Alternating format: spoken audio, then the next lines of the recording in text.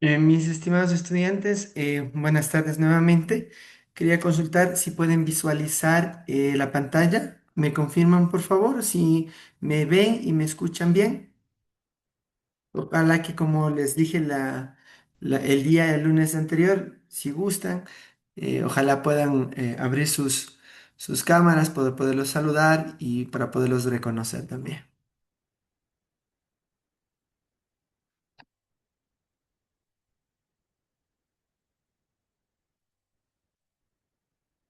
¿Sí, chicos? ¿Me confirman si me escuchan y me ven?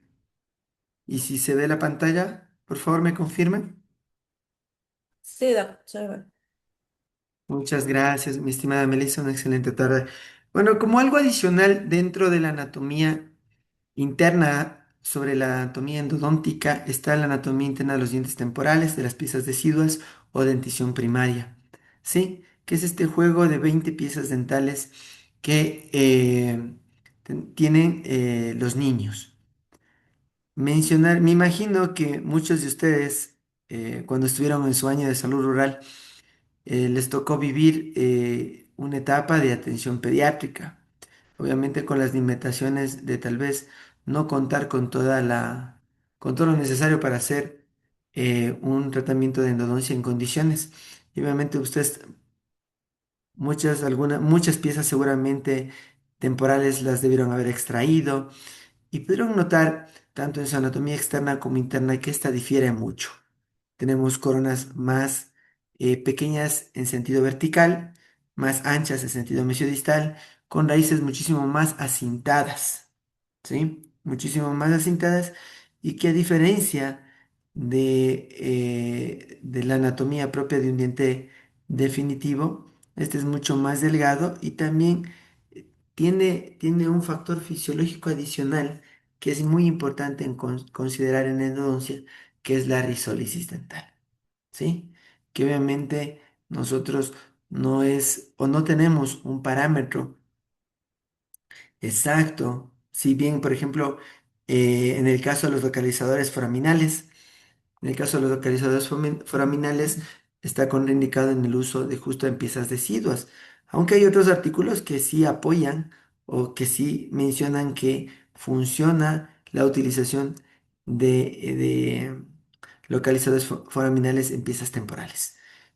Pero siempre hay este desfase, este halo, un poquito de inseguridad, dado por justamente por el recambio dental, por la risólisis que se da en las piezas dentales.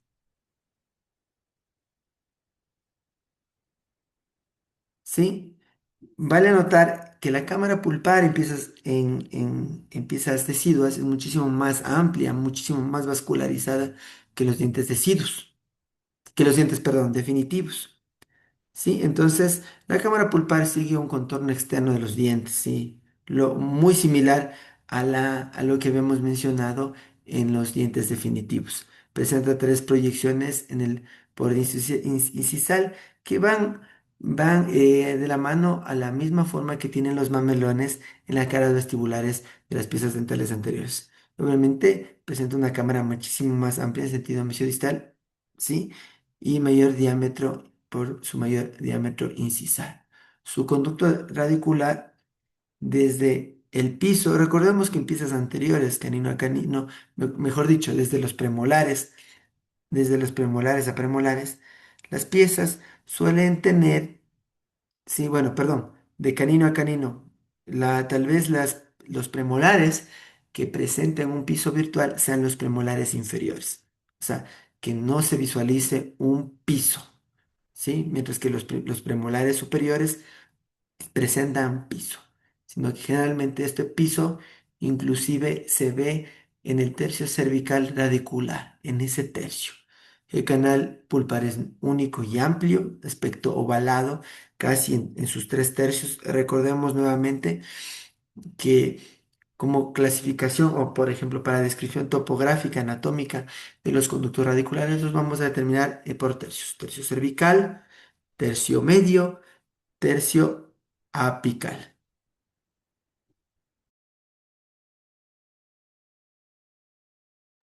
Disculpe. Sí, Un segundito, dejemos ver. Sí, doctor. Ok, perfecto.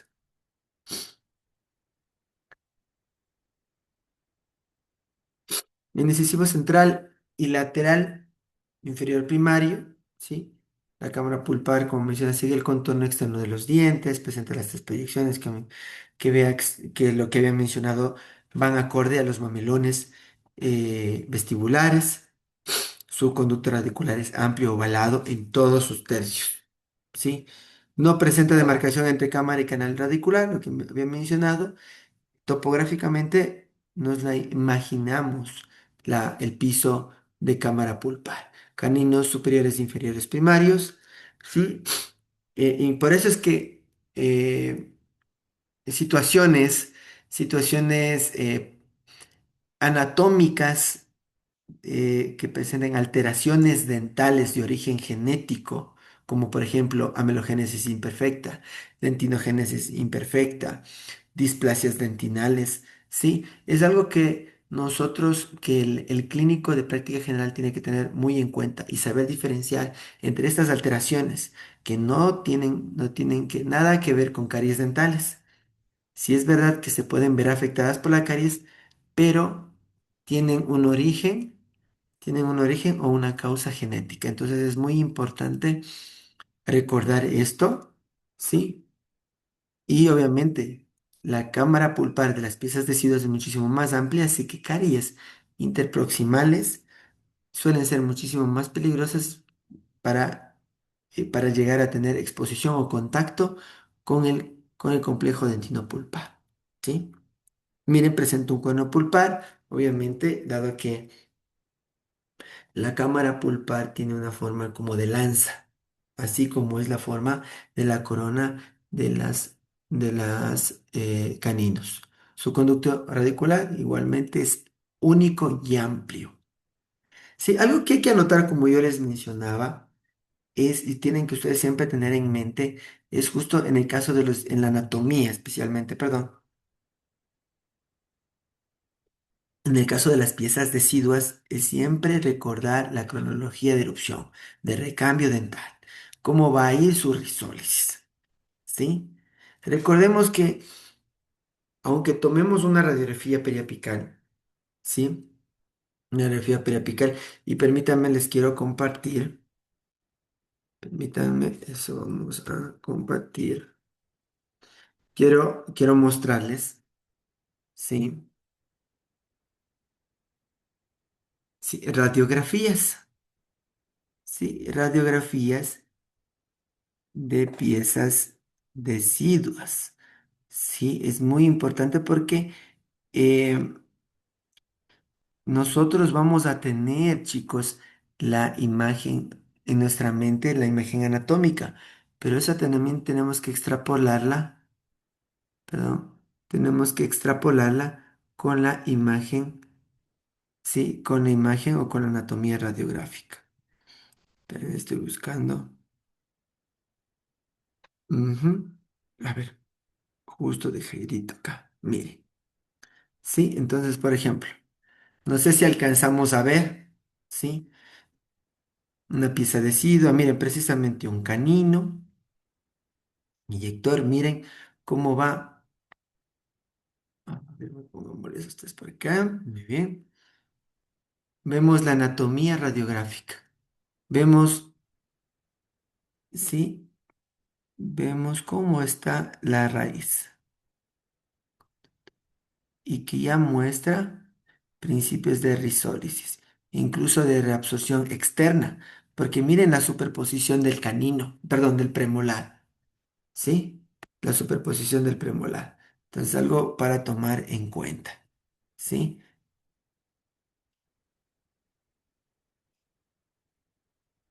Recordemos, miren, por esta radiografía, y es muy importante, este niño, si no estoy mal, tiene 8 a 9 años, ¿sí? Entonces, fíjense cómo se da la risólisis. Entonces, por ejemplo, cuando nos toca hacer un tratamiento de endodoncia, ¿sí? Nosotros tenemos que, a diferencia, nosotros ya hablábamos del CDC, ¿no es cierto? En piezas definitivas. Entonces aquí vamos a procurar tener un halo de seguridad mucho mayor, de 2 de 2 a 3 milímetros, ¿sí? En piezas anteriores. Recuerden una cosa, chicos, quiero consultarles algo, mis estimados. En la rural, o no sé si en sus consultas, ¿han logrado hacer tratamientos de endodoncia en niños? Me gustaría escucharlos.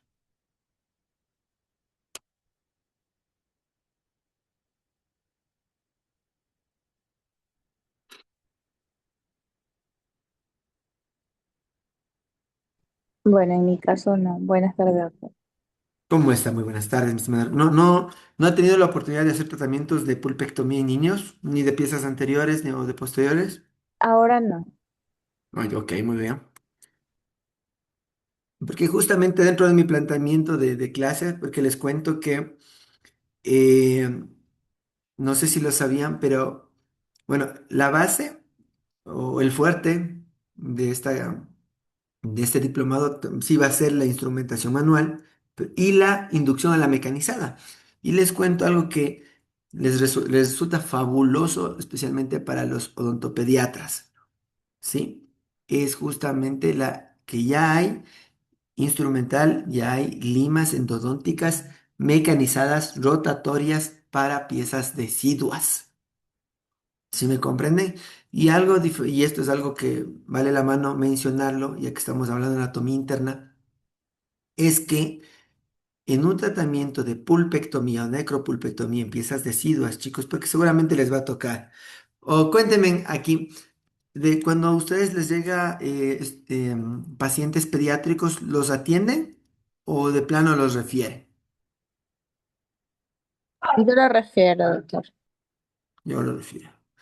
¿Procuran hacer por lo menos la emergencia o lo refieren desde que llega?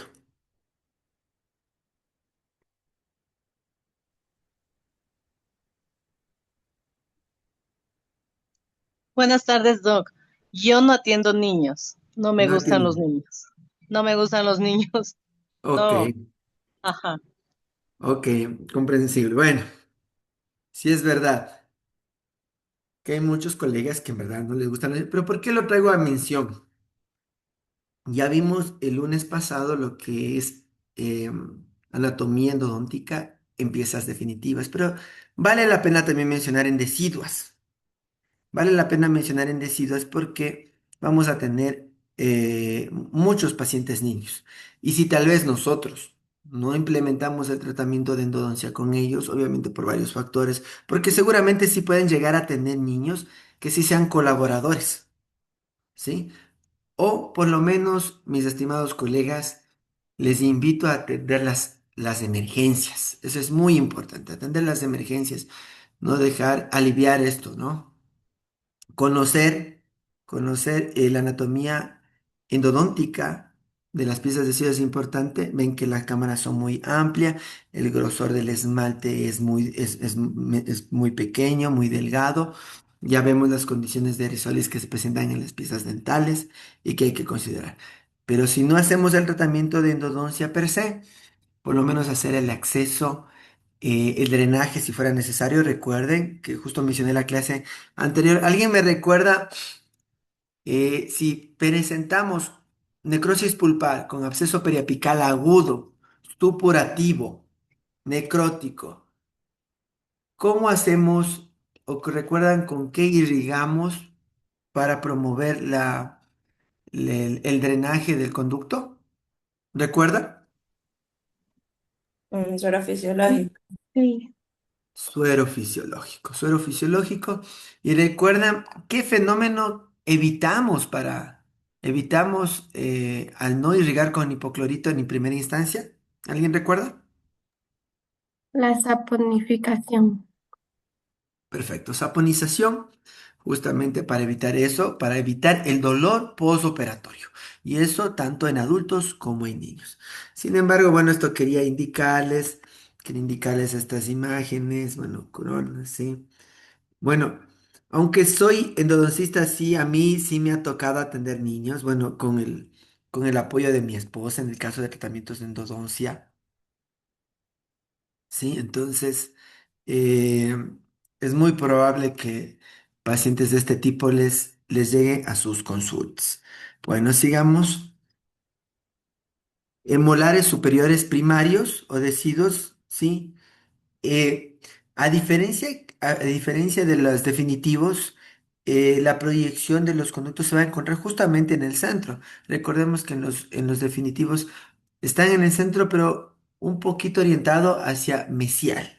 ¿Sí? La cámara pulpar es amplia, sigue el contorno externo del diente de forma más que triangular, pondría trapezoidal, igual que abajo, que en los en los dientes definitivos, perdón, eh, una forma trapezoidal con base mayor hacia vestibular.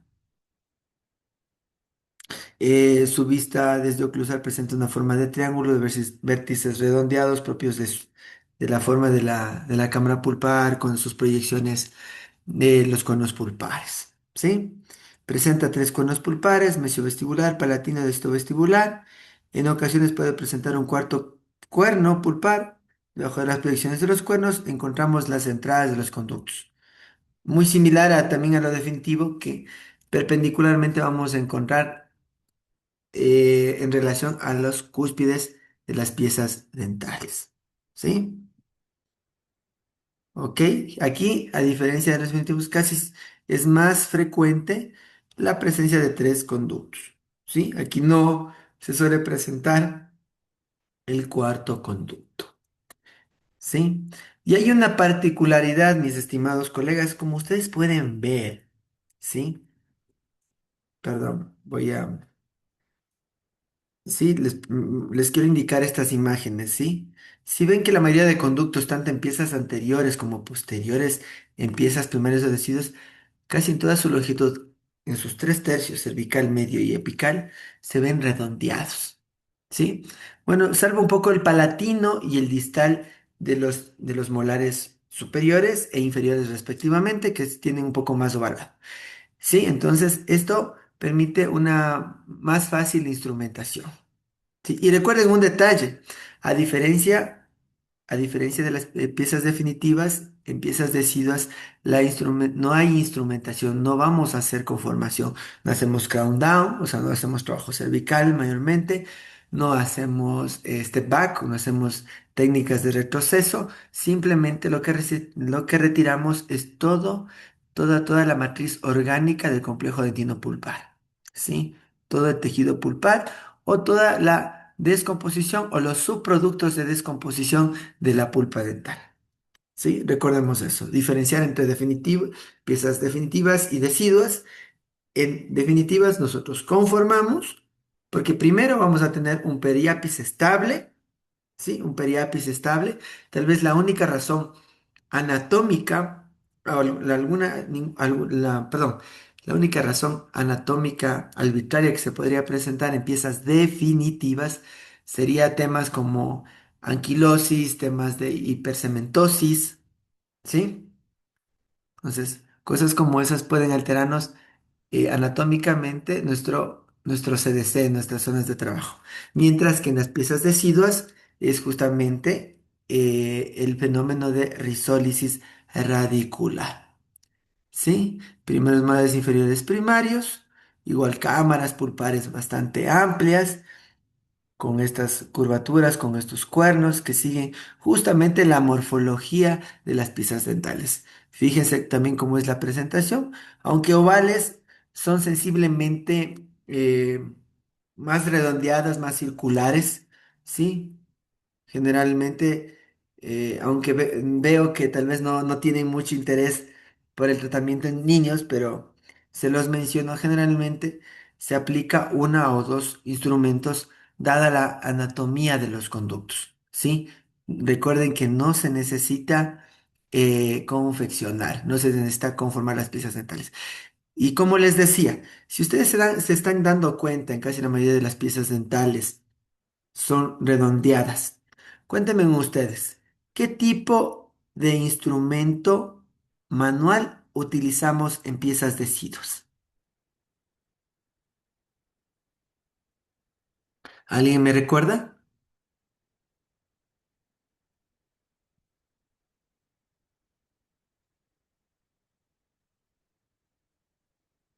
¿Qué tipo de instrumental endodóntico se utilizaría en piezas de sidos?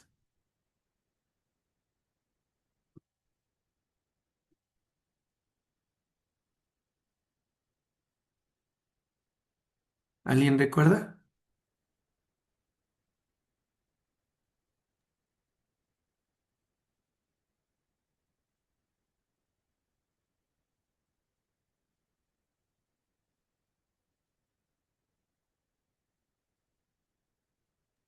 Tal vez puede ser de la Sí, segunda serie o primera serie, es decir, el grosor más grande, no preserie, porque sus conductos radiculares son amplios.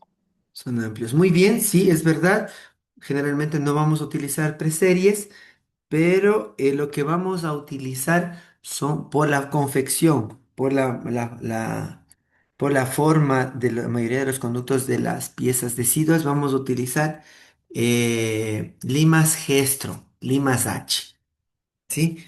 Ahí va, instrumentación limas Gestro, en donde la sección transversal de las limas son circulares, ¿ok?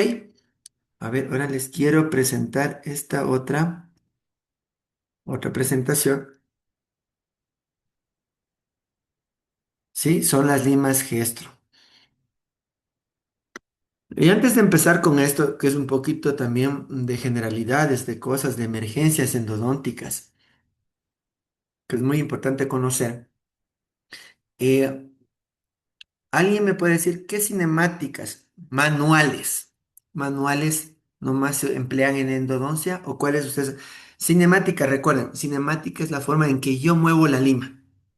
No es la técnica. La técnica es crown down, step back, híbrida, técnica híbrida de Teiger, técnica rotatoria, técnica de reciprocación. Hay varias técnicas, pero es importante conocer la manual, muy importante conocer la manual antes de transportarnos o irnos a la instrumentación rotatoria. ¿Alguien sabe de algo ya hablamos en la clase pasada, qué tipos nomás de qué tipos nomás de, eh, qué tipos nomás de cinemática empleamos con nuestros instrumentos de endodoncia? ¿Alguien recuerda? ¿No era la oscilante? Ok, oscilante. Oscilante de oscilación o de diagnóstico para lo que queremos es justamente nos sirve para la negociación de nuestro conducto. ¿Qué significa negociación? Que nuestra lima de diagnóstico, nuestra lima inicial nos ingrese en toda la luz del conducto, toda la longitud del conducto. Entonces, para esta vamos siempre a emplear cinemática oscilante. Ok, ¿cuál sería ya una instrumentación ya de bridación, de desgaste? Horario antihorario. Horario antihorario es precisamente la de oscilación. Sí, horario antihorario es de oscilación. Sería, bueno, está muy bien, mi estimada Doc Melissa. En este caso, el complemento de justo lo que usted menciona es horario, más o menos entre 120 grados, bueno, es lo que menciona la literatura, y 30 grados antihorario y tracción. Lo que comúnmente hacemos esto. Introducimos, ¿sí? Cuarto de vuelta, tracción. ¿Sí? Introducimos cuarto de vuelta, regresamos, tracción. Introducimos cuarto de vuelta, reaccionamos, tracción. Sí, esta cinemática la vamos a aplicar solamente en piezas o en anatomía de piezas dentales definitivas. ¿Ok? ¿Alguna otra cinemática, chicos?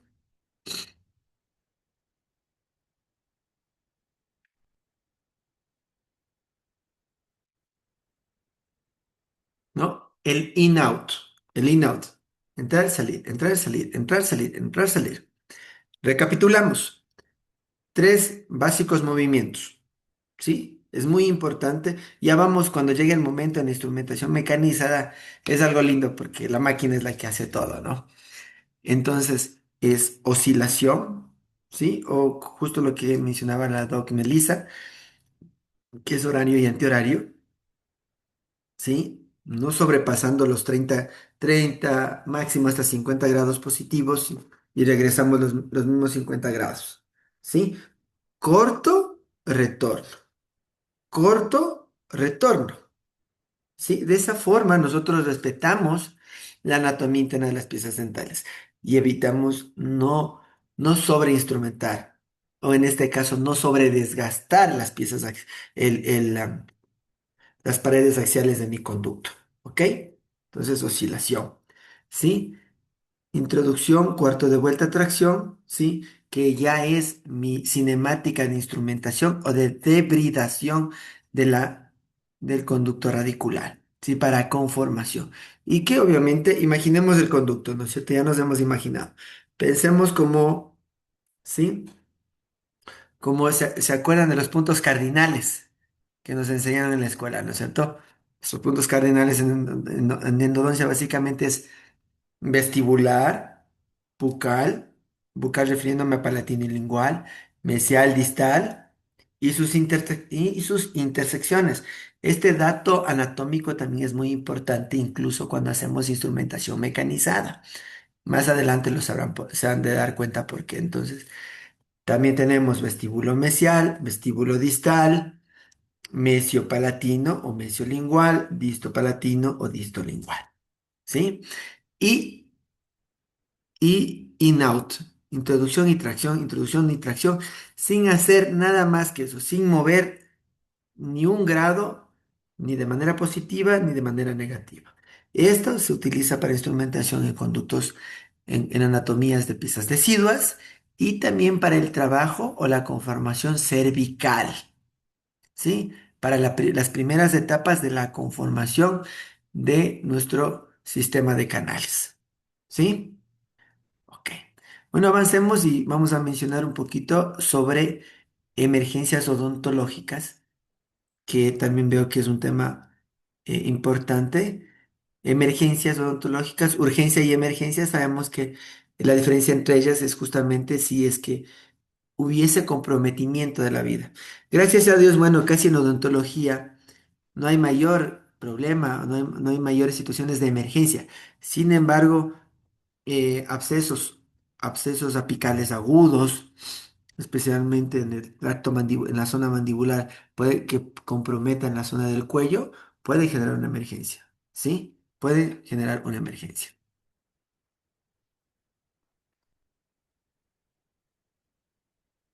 Uy,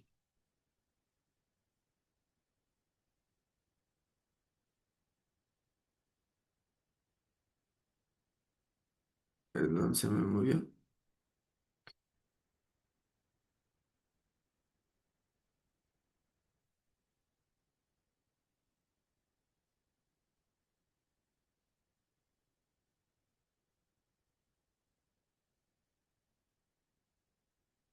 Les pongo esto por aquí. No sé si me ven, chicos. Entonces, como urgencias no vitales, tenemos hipersensibilidad dental, pérdida de restauraciones, aftas o úlceras, que es muy común, que es lo que más llega a nuestra consulta, ¿sí? Es lo que es importante. Algo muy importante, chicos, en estas primeras etapas del diplomado, es justo lo que voy a procurar es que dominemos o nos volvamos buenos diagnostas, ¿sí? Diferenciar entre una hipersensibilidad dental de un dolor dental y un dolor pulpar. La hipersensibilidad va a estar dada justamente por el desequilibrio osmótico de los canalículos dentinarios. ¿Qué significa? En los canalículos dentinarios recuerden que tenemos líquido, ¿sí? Tenemos líquido y tenemos las prolongaciones citoplasmáticas de Tomes, ¿sí? Que cuando tenemos caries profunda o algo muy típico, cuellitos expuestos, ¿no es cierto? Por afracciones, pueden generar esta hipersensibilidad. La pérdida de restauraciones, ¿sí? Aftas o úlceras. Urgencias vitales, dolor intenso, pulpitis irreversible, que genera mucho dolor.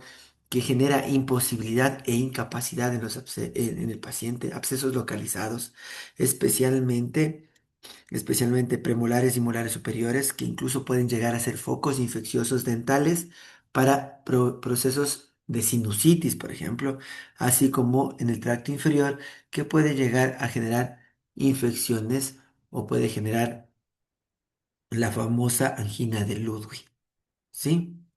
Traumatismos sin compromiso sistémico, emergencias reales, hemorragias incontrolables. Bueno, esto va a suceder más que todo en accidentes o en situaciones de extracciones dentales, abulsiones dentales, celulitis facial,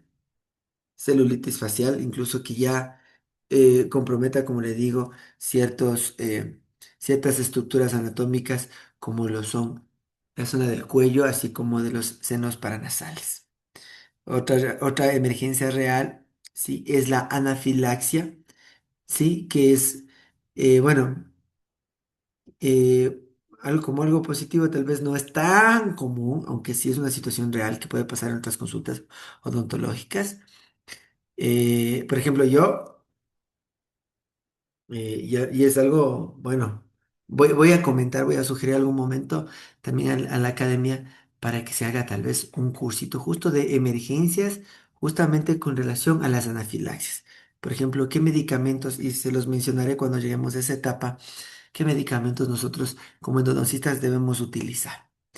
Crisis convulsivas también es algo que se puede presentar en la consulta dental. Tips de endodoncia, ¿sí?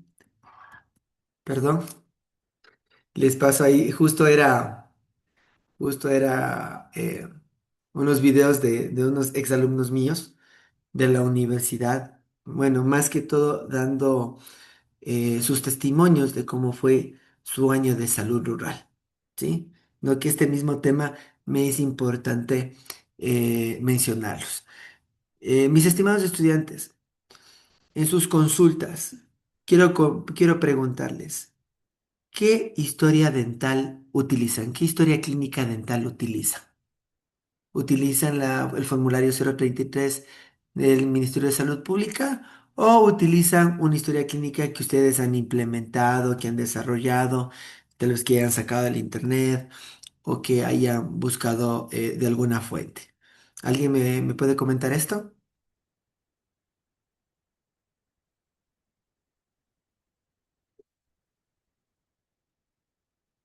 Hay una historia clínica que se utiliza normalmente en endodoncia con todos los parámetros de endodoncia.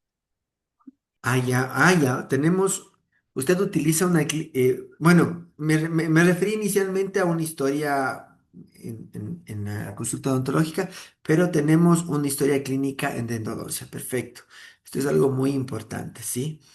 Yo también la aplico, es algo que también utilizamos mucho en la universidad. Es muy didáctica, ¿sí? Por más especialista que uno sea, la memoria es frágil, así que información y datos que obtenemos a través de la anamnesis que le hacemos al paciente, así como el examen clínico que le hagamos al paciente, esto es muy importante que lo tomemos en cuenta. ¿Sí? Recuerden, antecedentes patológicos personales, antecedentes patológicos familiares. ¿Sí? Esto es como después de la anatomía que hemos hablado en la última clase. Historia clínica endodóntica es muy importante nosotros también tener en nuestra consulta una fichita de endodoncia con estas informaciones, ¿no? Si el paciente tiene alergia o hipersensibilidad a algún fármaco, algún medicamento, ¿sí? Eh, Debe relatar la presencia en la actualidad, de enfermedad, el tiempo de evolución, medicamentos indicados y dosis. Hay pacientes que están cursando por una enfermedad crónica metabólica, qué tipo de medicamentos utiliza, consultar inclusive ustedes siempre por internet si esto, por ejemplo, los endodoncistas utilizamos muchos AINES, por ejemplo. AINES y, por ejemplo, antibióticos de primera elección, ¿sí? Como la amoxicilina, los clavulanatos, las ultamicilinas, ¿sí? Que suelen ser las de primera elección.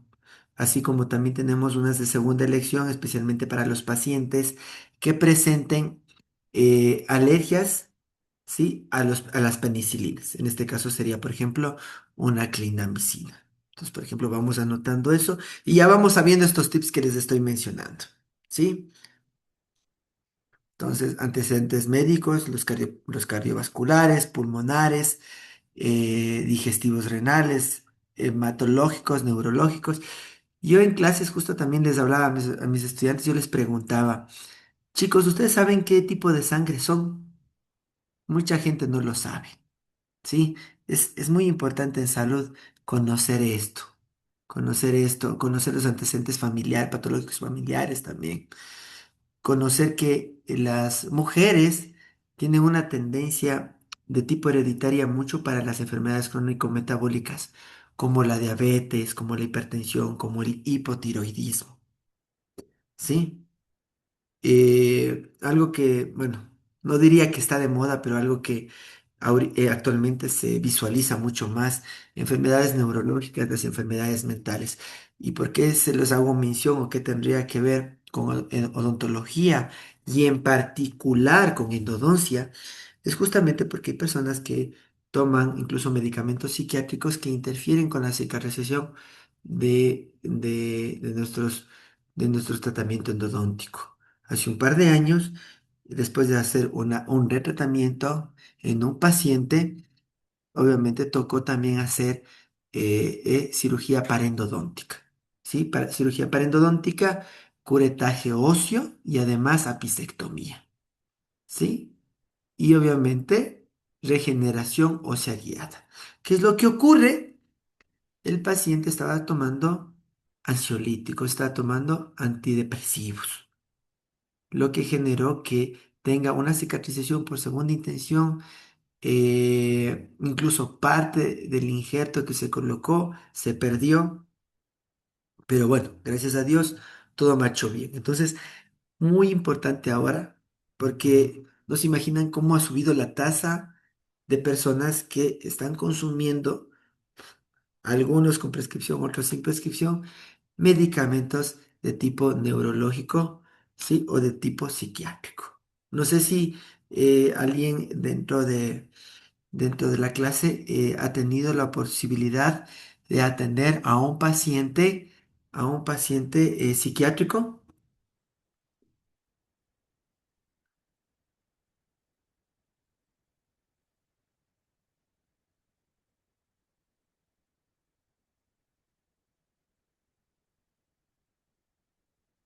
¿Alguien, chicos?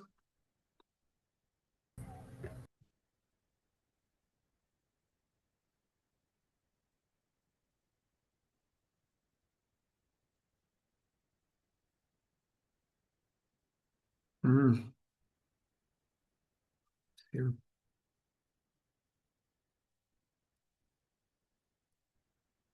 mm, Creo que en el otro sistema lo he tenido.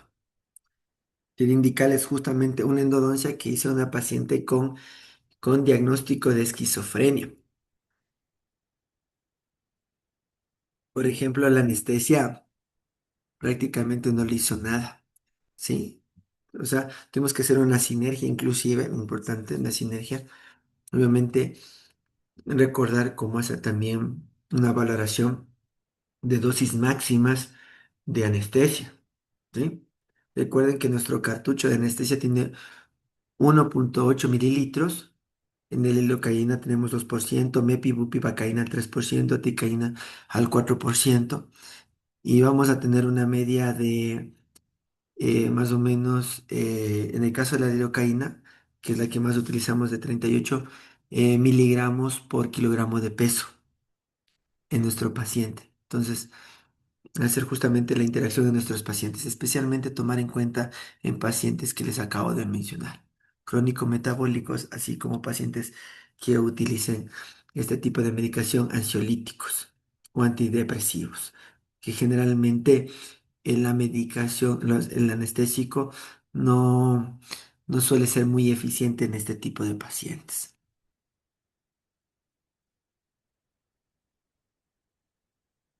Bueno, lo que ya hemos visto. Lo que hacemos, análisis y antecedentes de tejidos blandos y duros. Sí, por ejemplo, en mi historia en particular, yo, por ejemplo, me tomé la ficha que nosotros utilizamos en la universidad, en UID.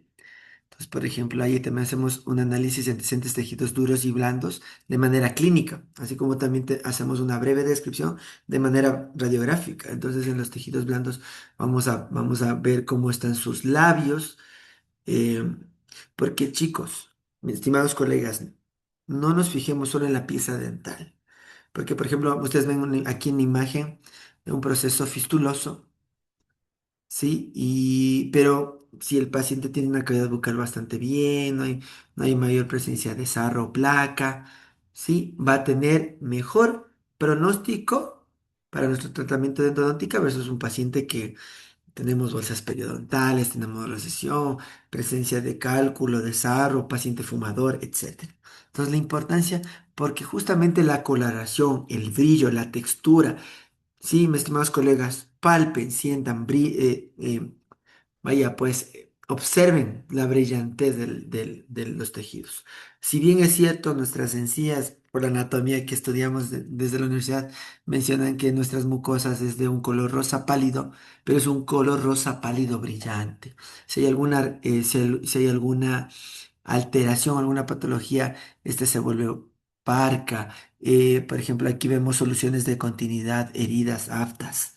En cualquiera de estos tejidos, labios, lengua, carrillos que es la cara interna de nuestras mejillas, paladar duro, paladar blando, lengua, ¿sí? Tejidos duros, los maxilares superiores e inferiores, palpación, colegas, palpación, ¿sí? Palpación. Incluso a veces yo tuve un paciente que eran muy prominentes sus exostosis, sus torus maxilares y mandibulares, y él pensaba que tenía que hacerse endodoncia en sus piezas dentales. Doc, me dijeron que tengo aquí unos defectos, unas deformaciones de mi maxilar. ¿Mis nervios estarán bien? ¿Sí? Observamos la radiografía y como habíamos hablado en la clase de anatomía, vamos a dividirlo por tercios, ¿no? Primero vamos a ver la corona, ¿sí? Vamos a observar la parte interna del diente y la parte externa del diente. Y también tener como referencias las piezas vecinas.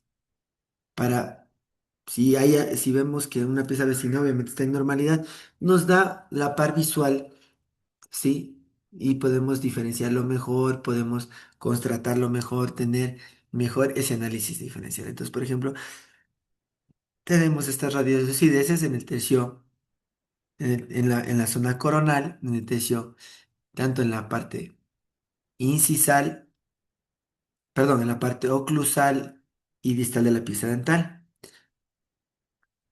Nótese algo, no sé si ustedes aprendieron esto en la universidad, pero sí notan que es la radiolucidez. Notamos que la radiolucidez es todo esto, ¿verdad? Que es compatible con caries dental. Pero si notamos que aquí está un poquito más blanquizco, ¿no? Un poquito más hipodenso se llama en términos radiográficos. Y aquí mucho más oscuro, más hiperdensa la radiografía. Esto nos demuestra que en primera instancia esta lesión está hacia vestibular y esta lesión está más hacia lingual, ¿sí? Aunque todo esto, toda esta radiolucidez, obviamente, es una caries dental. Caries dental que se aprecia radiográficamente ha generado una exposición del cuerno distal de esta piecita 46, ¿verdad? Entonces tenemos ese análisis. Luego hacemos análisis del tercio cervical de mi pulpa, ¿no? Se ve bastante bien, se ve las prolongaciones de los conos pulpares. Muchas veces en este tercio, especialmente en personas adultas sobre los 45, 50 años, se pueden ver radioopacidades, mis estimados colegas, usualmente compatibles con pólipos o cálculos pulpares, ¿sí? Que es también una situación, un efecto anatomopatológico que se ve de la pulpa dental. Anatomopatológico, ¿a qué me refiero?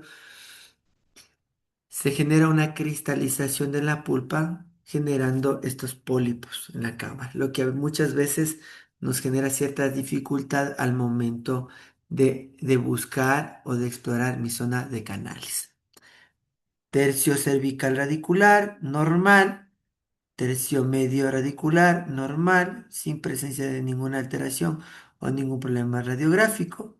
Visibles y tercio apical, vemos un engrosamiento del desmorrizodonto. Desmorrizodonto es el término que utilizamos para mencionar el ligamento periodontal. Y en el tercio apical se ve un mayor engrosamiento, ¿sí? Se ve inflamación, se ve un aumento del volumen. Entonces, eso perdón, lo vamos agregando en nuestra historia clínica, ¿no? Bueno, ya sabemos de las sombras: blanco, radiopaco; negro, radiolúcido que va a indicar o hace referencia a caries dental o procesos osteolíticos. Sí, aquí justamente lo que les había mencionado, explique la ubicación de la sombra, mencionando que la sombra radiolúcida es compatible con caries, con procesos apicales. También van a encontrar radiopacidades, por ejemplo, que son la presencia de coronas, pernos, etcétera, o restauraciones.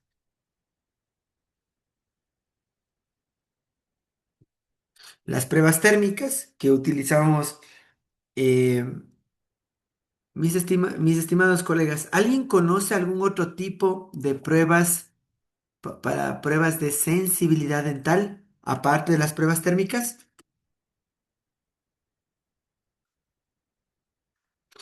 Quiero que todos participemos, mis estimados colegas. Quiero saber que están por ahí, ¿no?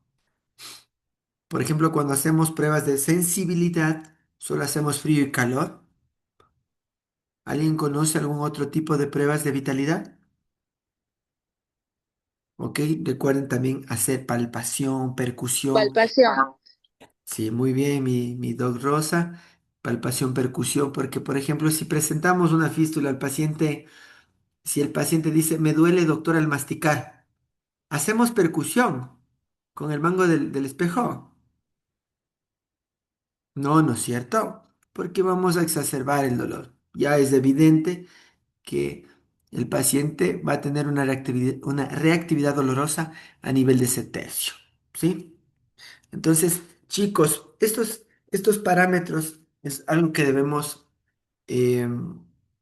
considerar mucho cuando hacemos pruebas de vitalidad para tener un adecuado diagnóstico, sea que lo hagamos en frío, sea que hagamos en calor, ¿sí?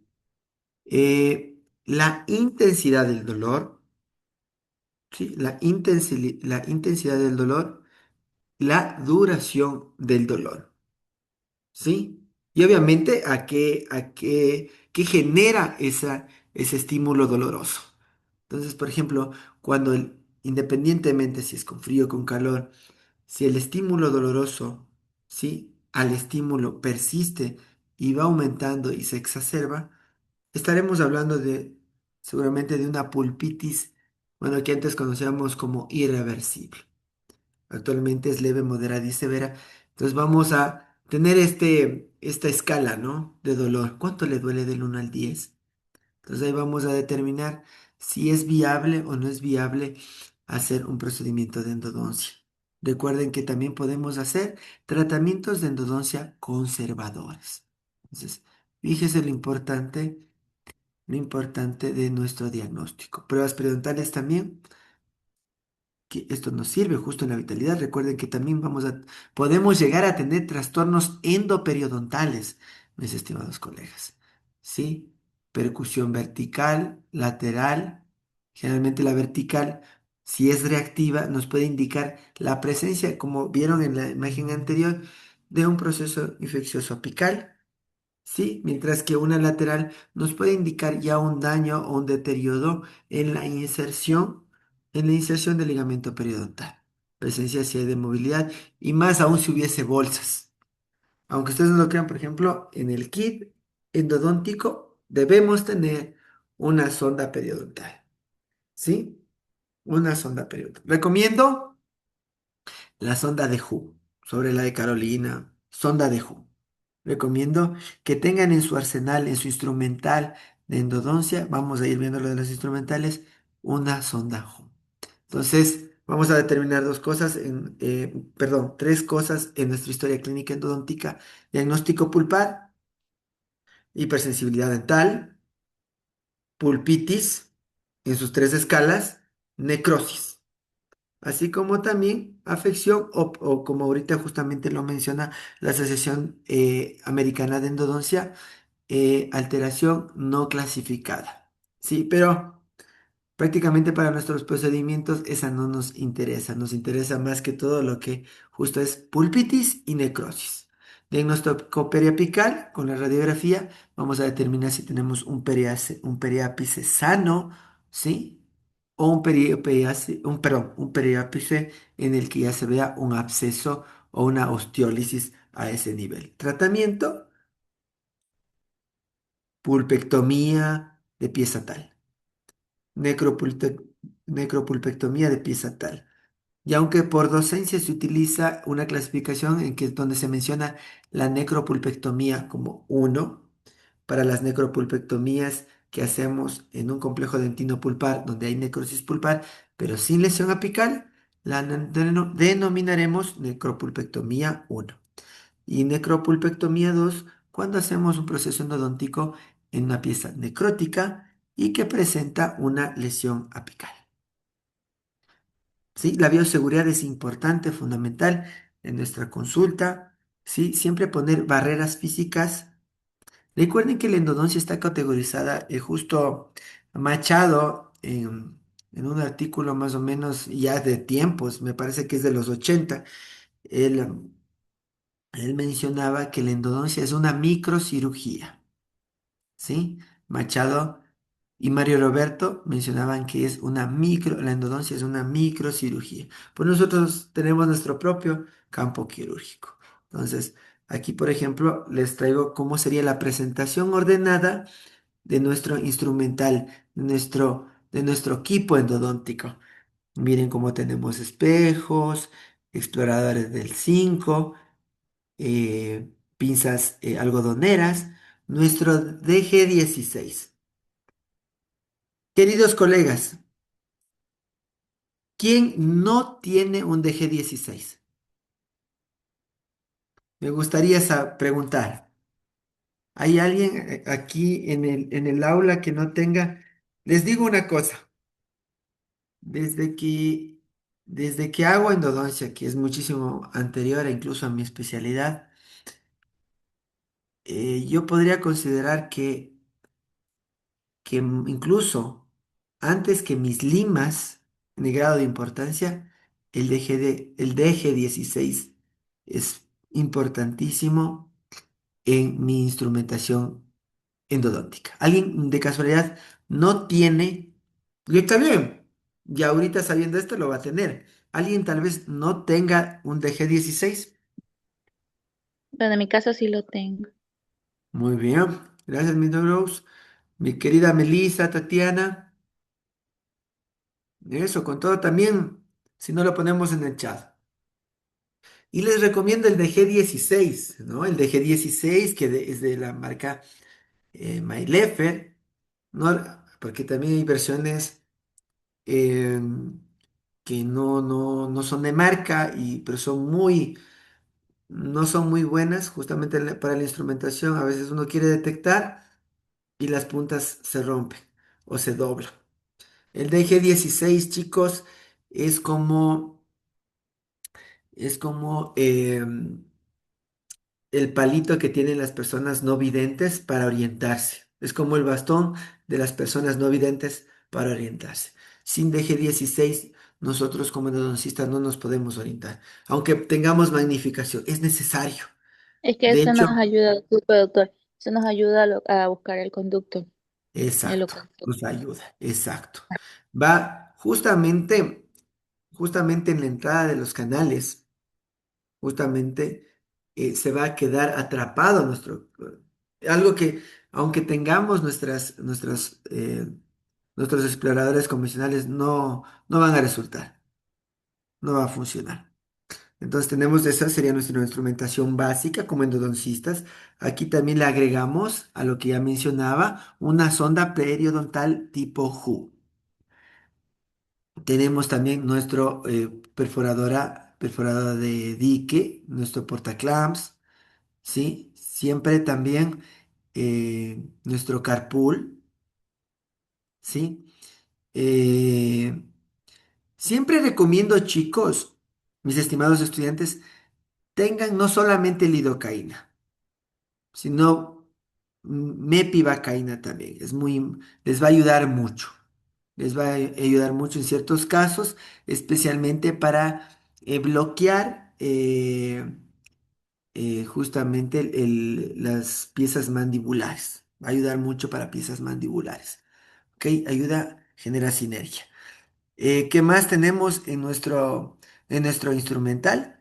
¿Sí? Obviamente, por ejemplo, este instrumental sería para un primer tiempo, para el tiempo de valoración, para el momento de diagnóstico y para el momento de aislamiento. ¿Sí? Luego esto lo removemos. Bueno, ya vamos a tener tal vez alguna práctica y cuando ya tengamos presencial, si quiero hacer una práctica de aislamiento. ¿Qué tal? ¿Cómo les ha ido con el aislamiento? ¿Qué tal? ¿Les gusta aislar? ¿Han aislado? Mis estimados estudiantes, ¿han Yo aislado? siempre aíslo, me gusta aislar siempre para todo procedimiento. Perfecto. Sí, ¿Sea endo o no sea endo? sí, me gusta aislar mucho para todo tipo de procedimiento. Muy Es bien, mejor. sí. Sí, sí, sí, sí. Parece que nos ocupara más tiempo, pero en realidad a la final es evidente que nos ayuda a ahorrar tiempo. ¿Sí? Porque nos focalizamos más, tenemos un ambiente, un ambiente quirúrgico muchísimo más controlado y más limpio. Para un segundo momento en el que seguramente vamos a instrumentar, en la que vamos tal vez medicación intracanal o de hecho eh, o de hecho ya instrumentación con obturación, lo que vemos en esta imagen a continuación, tener siempre a mano suero fisiológico, aquí me faltó el hipoclorito de sodio. El hipoclorito de sodio. Quisiera consultarles, porque esto, hasta para participar todos en clase, ¿qué concentración de hipoclorito de sodio utiliza generalmente en su consulta? Y otra pregunta, qué creen qué creen que es mejor especialmente para el tratamiento de endodoncia?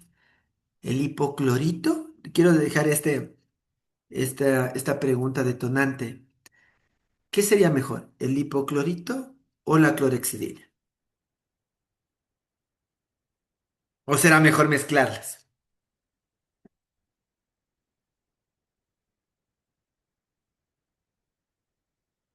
Hay chicos aquí también, ¿verdad? Chicos, ¿no quieren participar?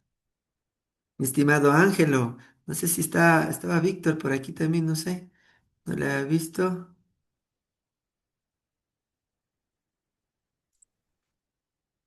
¿Sí? Porque creo que Sí, solo Doc.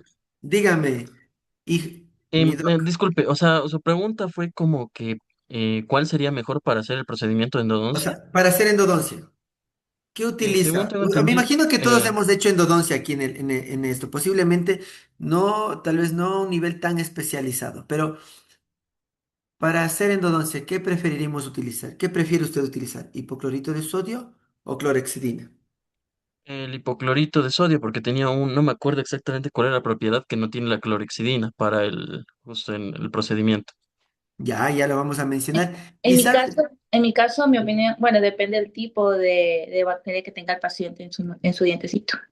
Depende de ya, eso, hay que escoger cuál de los dos utilizar. ok, ok. O sea, mi Doc Rose, usted dice hipoclorito, o sea, hipoclorito y clorexidina, lo utilizo pensando en qué circunstancias utilizarlo. Muy bien, está perfecto eso. Muy bien. ¿Alguien sabe qué concentración? ¿Qué concentración utiliza? No, para mí, bueno, con respecto a lo anterior, la clorexidina solo actuaba en lo antimicrobiano y no disolvía los tejidos. En cambio, el hipoclorito sí disuelve material orgánico, disuelve los tejidos, pero no se pueden utilizar juntos al mismo tiempo. Ya, chévere. Les voy a comentar algo que tuve el privilegio de conversar brevemente hace como unos 6, 7 años con el doctor Fernando Golver. Justo hablábamos de irrigación y el maestro decía de que la irrigación es prácticamente el 60-70% de la endodoncia. Chicos, tenemos instrumentales de última generación. Ya vamos a ir viendo que ya les he de mencionar cuando lleguemos a esa parte de la instrumentación rotatoria. Tenemos instrumentos de todos los calibres. Ahora se puede hacer endodoncia con dos, tres limas, se acabó la endodoncia. Tenemos tapers aumentados y ¿sí? Tenemos de última generación aleaciones martensíticas que podamos llegar a tratar conductos radiculares bastante complicados, inaccesibles en el caso de una instrumentación manual, pero seguimos utilizando irrigación de hace más de 100 años. Y nuestro gol estándar en endodoncia, chicos, mis estimados estudiantes, es el hipoclorito de sodio. Independientemente, generalmente la recomendación como un estándar de concentración del hipoclorito de sodio, independientemente del diagnóstico, sea pulpitis o sea necrosis, utilizarlo en una concentración de 2,5%. Diferencias entre hipoclorito y clorexidina. Las dos son muy buenos irrigantes. ¿Cuál es la dificultad y cuál es la desventaja? Vamos a hablar un poquito de la desventaja de cada uno de ellos. Es que el hipoclorito de sodio es sí, más citotóxico que la clorexidina. Pero el hipoclorito de sodio degrada de mejor forma la matriz orgánica del complejo dentinopulpar, la matriz orgánica, y tiene un amplio espectro bactericida, el hipoclorito de sodio. Mientras que la clorexidina también tiene un efecto bactericida y bacteriostático, pero infortunadamente no degrada el, eh, no degrada la matriz orgánica. O sea que pueden sobrevivir bacterias, puede todavía restos de este conectivo laxo que conforma la pulpa dental, todavía mantenerse en la cámara pulpar. Pero tal vez una ventaja que tiene también clorexidina es que la sustentabilidad, que en combinación con ciertos medicamentos intracanales, aunque justo mencionaba, hay un artículo, me parece, del 2022 de la Asociación Americana de Endodoncia que menciona que la medicación intracanal, hay varias combinaciones, también lo hablaremos en su momento. Con la clorexidina, uno piensa que es eficiente para los que hayan mezclado cierta medicación con clorexidina, pero no neutraliza el efecto antimicrobiano alcalino que tiene, por ejemplo, el hidróxido de calcio. Entonces, mi querida Doc Wendy me parece que dijo, la clorexidina, mi Doc, quedaría para operatoria dental. Para endodoncia, no tanto, independientemente sea el diagnóstico, ¿sí? La clorexidina no se recomienda tanto en tratamientos de endodoncia, ¿sí? En general, tanto en piezas definitivas como en deciduos, ¿sí? Y fíjense también, nos hemos metido un poco en profundidad de ciertas cosas, también algo que debe estar, nunca faltar en nuestra mesa clínica, va a ser un vaso tequilero, porque ¿cuánto tenemos que irrigar?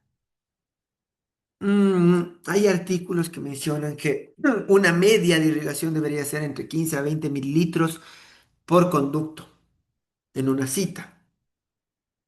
Actualmente se está implementando, no ha llegado tanto a Ecuador a esta parte, sé que hay un sistema de endovacuum, endovacuum con presión negativa para irrigación continua por 10 a 15 minutos, para poder hacer tratamientos de endodoncia en una sola cita, ¿sí? Porque recuerden que desinfortunadamente, algo que no tiene el hipoclorito es bien cierto, es sustentabilidad. Irrigamos con hipoclorito, llega y toca la zona de los tejidos que hay que desinfectar. Desinfecta, más o menos eso dura entre 30 a 60 segundos y se neutraliza. O sea, perdón, se inactiva la acción del hipoclorito de sodio. Entonces, por eso es que tenemos que irrigar, irrigar, irrigar, irrigar, irrigar. Entonces, ¿cuánto es suficiente, doctor? Mucho, mucho. Irrigar, mucho. Ya vamos, cuando lleguemos a ese ítem de irrigación, cómo hacerlo, cuánto hacerlo, cuál es la manera adecuada. Siempre también aquí vea una espatulita de cemento porque vamos a mezclar, justo haremos, yo soy, como les decía, una escuela biológica, ¿no? En la que sí es fundamental, es algo necesario, especialmente en la gran mayoría de diagnósticos que suelen ser necróticos, colocar medicación intracanal. También tenemos nuestra reglita milimetrada, aunque personalmente gusto más de una reglita milimetrada con también con los calibradores de conos de gota pracha. Nuestras límites endodónticas, inicialmente preserie y primera serie, ¿sí? ¿Alguna recomendación? Chicos, de premolares e incisivos, dado que es lo que vimos en anatomía la el lunes anterior, podemos trabajar con mayor tranquilidad con limas 25.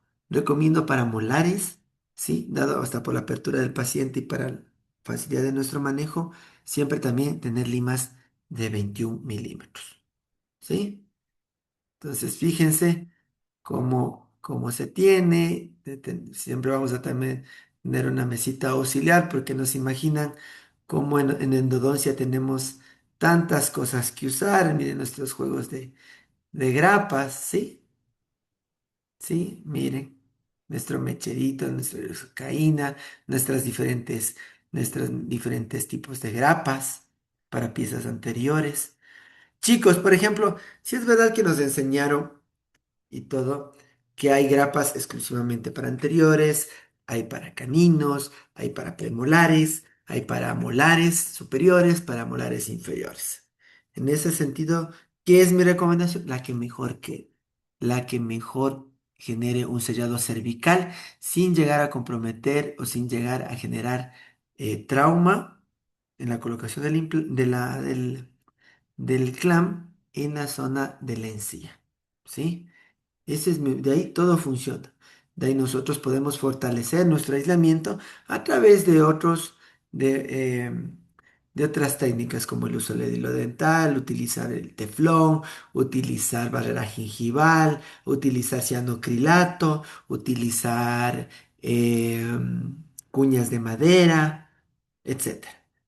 No sé si es que de todo lo que he nombrado, algún momento ustedes han tenido que utilizar adicionalmente estos materiales para fortalecer su aislamiento o mejorar su aislamiento. Tenemos nuestro esponjero, nuestro endocleaner, ¿sí? Chi- Mis estimados estudiantes, vea, y hay cosas básicas y esto está bien que aprendamos para tener, porque son tips. Yo esto aprendí incluso en el posgrado. Mis estimados estudiantes, en el esponjero, en el endocleaner, ¿qué le ponen ustedes? ¿Qué ponen? ¿Qué líquido ponen ahí? Mi Dog Rose, mi Dog Wendy, ustedes que las únicas que quieren participar. ¿Qué ponen en el interior del esponjero? Bueno, en mi caso yo no utilizo casi el esponjero, yo utilizo es la copita DAPE. ¿Perdón? Yo no utilizo el esponjero, yo utilizo más la copita DAPE. Ya, ok.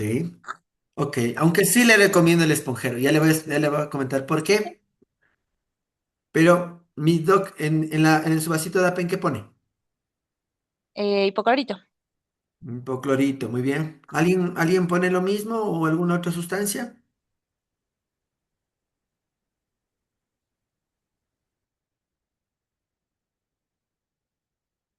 Mi Dog Wendy, ni más. Solo lo siento si me he aprendido solo sus nombres porque quisiera que participen. Mi dog Melissa, mi dog, ¿está? Bill Joyce. Ah, aquí está mi dog Joyce, que en la clase anterior participaba más y la veía con la cámara prendida. Mi dog Tatiana, ¿alguien más? Bueno,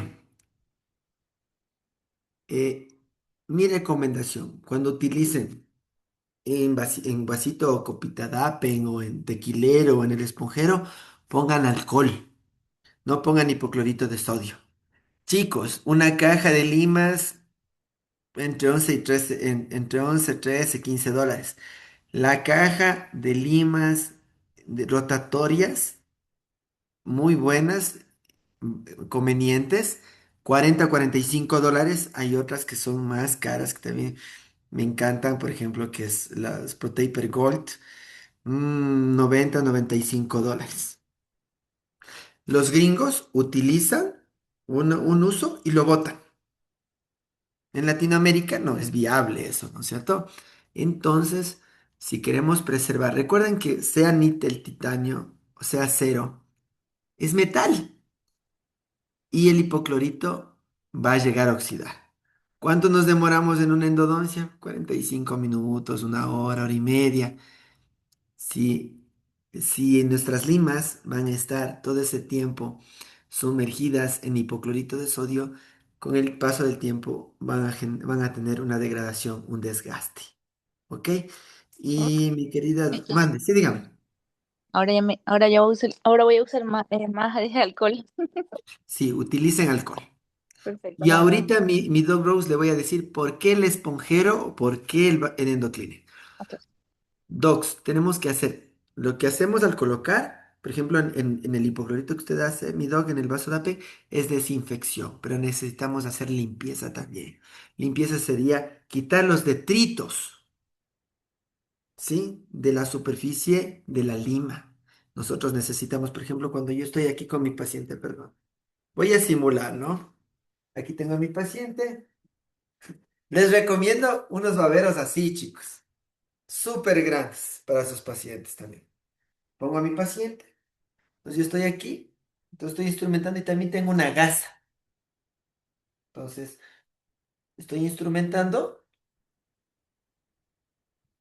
cojo con la gasa y limpio.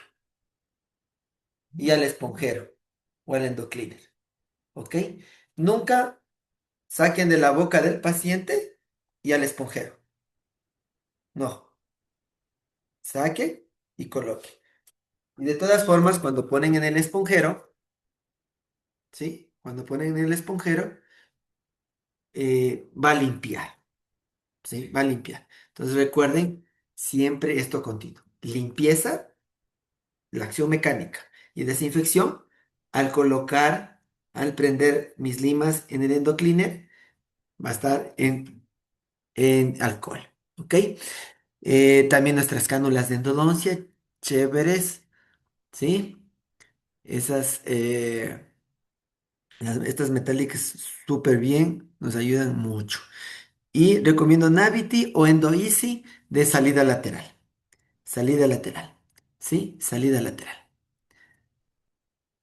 ¿Sí? En nuestra instrumentación vamos a tener una RX inicial, una con conductometría, una con conometría, una de penacho y una de radiografía final. Aunque en nuestra consulta, una inicial, yo suelo hacer la conductometría y derechamente la final. ¿Sí? Pero hasta que nosotros agarremos habilidad y costumbre, también.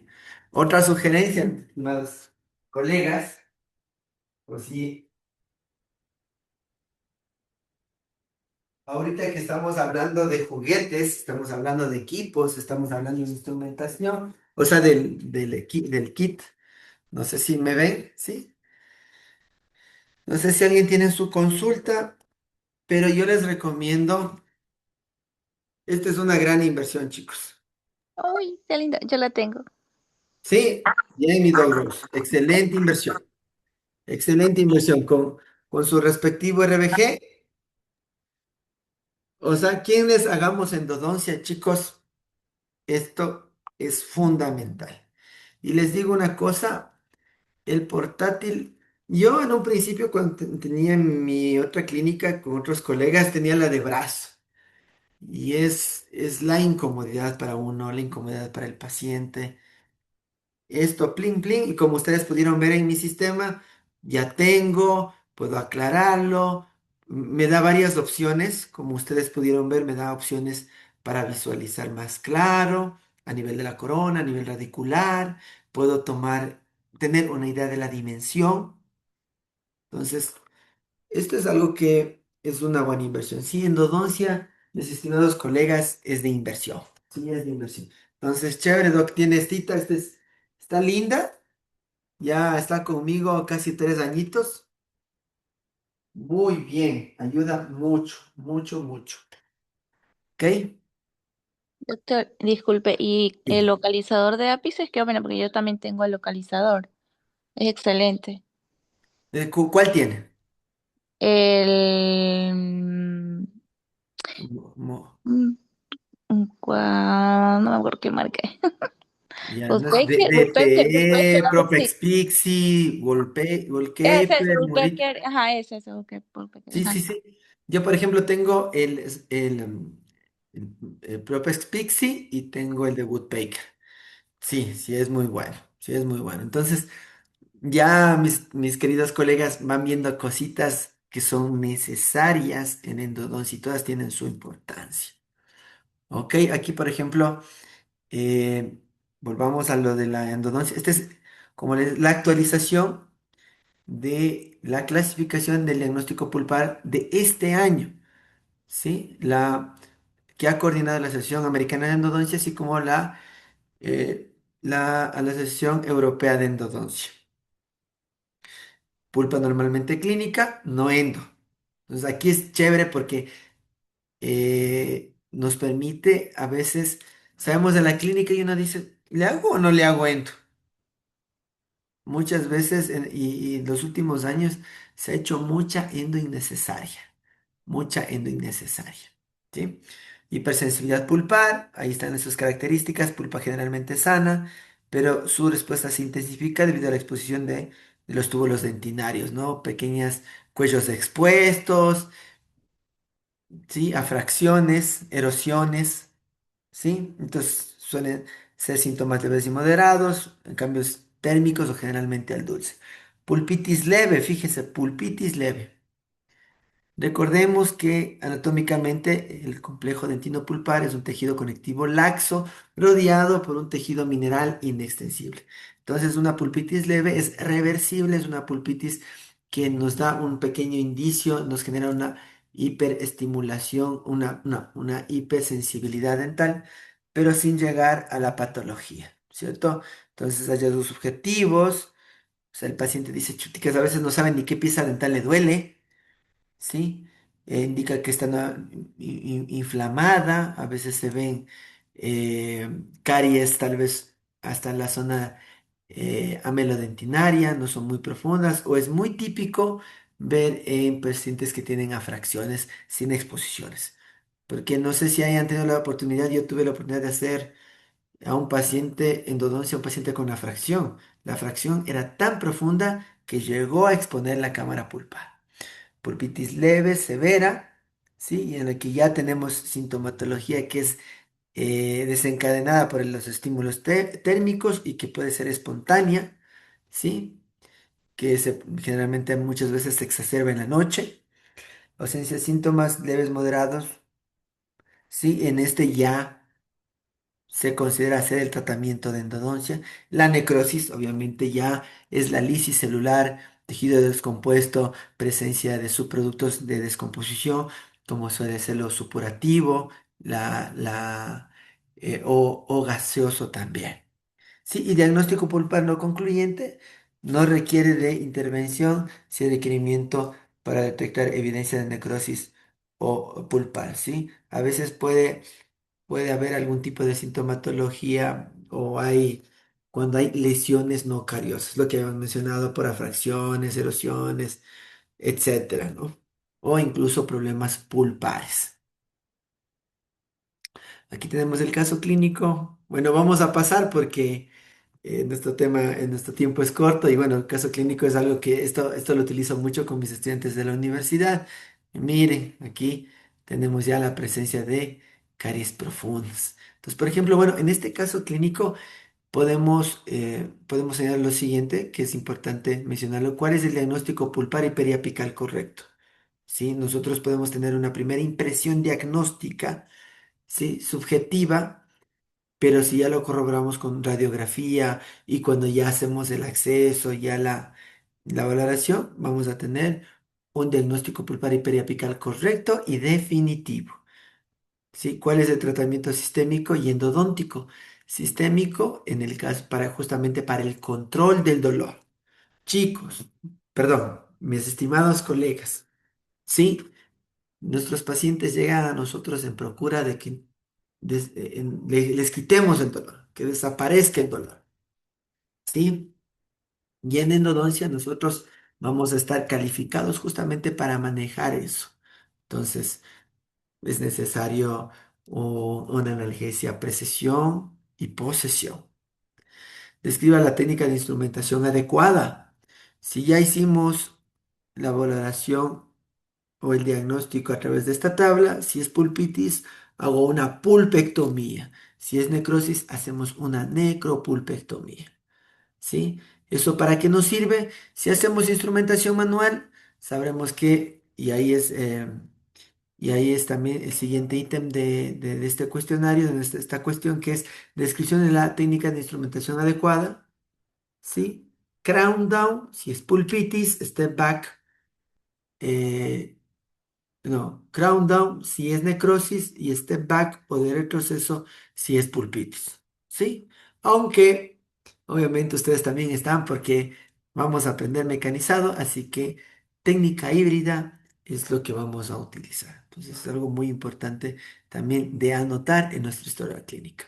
¿Qué medicación intraconducto utilizamos? Mis estimados colegas, ¿qué medicación ustedes han utilizado? Digan nomás en confianza qué nomás han utilizado en su paciente para la colocación de medicamento intracanal para un tratamiento de múltiples citas.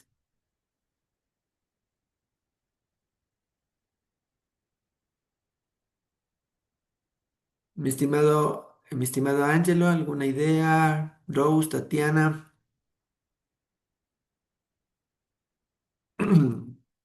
Es que, ¿qué han dejado como medicación intracanal? Buenas noches, Doc. Hidróxido de calcio. Hidróxido de calcio. Qué gusto saludarle, mi estimada Joyce. No ha prendido la cámara. La Y hidróxido de calcio. ¿Con qué tipo de vehículo? Ya en algunas cosas me estoy adelantando, pero es que estoy haciendo un diagnóstico de ustedes para poder ayudarles y para darles como la pepa, la cápsula. ¿Con qué tipo de vehículo?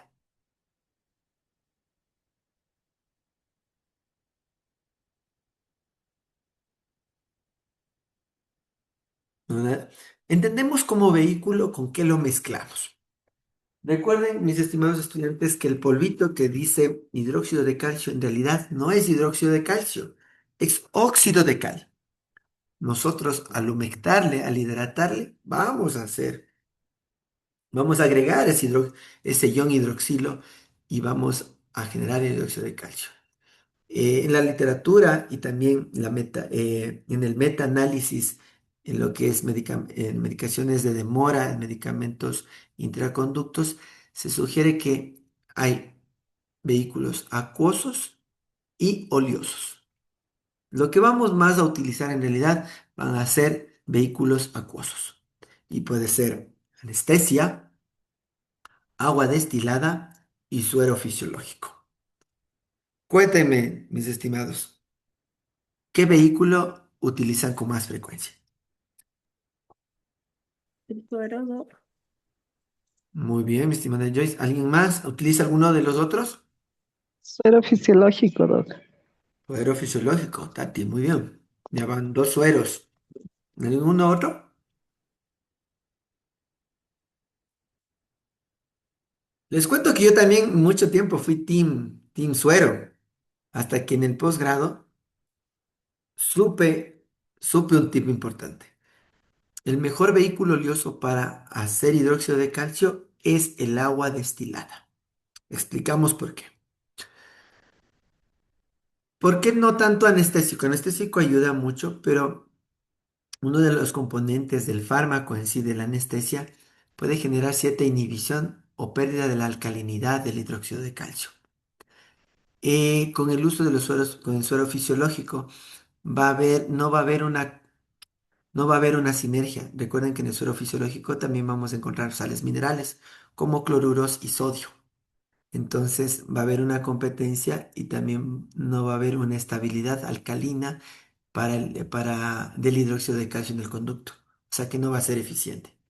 Mientras que el agua destilada no presenta ningún mineral y es estrictamente un vehículo que se utiliza. Por ejemplo, por eso ya hay hidróxidos de calcio que son ya preformados, ya prehechos, premezclados, ya tienen consistencias pastas que sirven, son muy útiles y muy fáciles y muy manejables para la colocación del medicamento intracanal, como por ejemplo en un nombre comercial, el Ultracal, ¿sí? Y justamente está hecho con agua destilada. Entonces, el mejor vehículo, el mejor vehículo acuoso es el agua destilada, con una duración entre 7 a 10 días.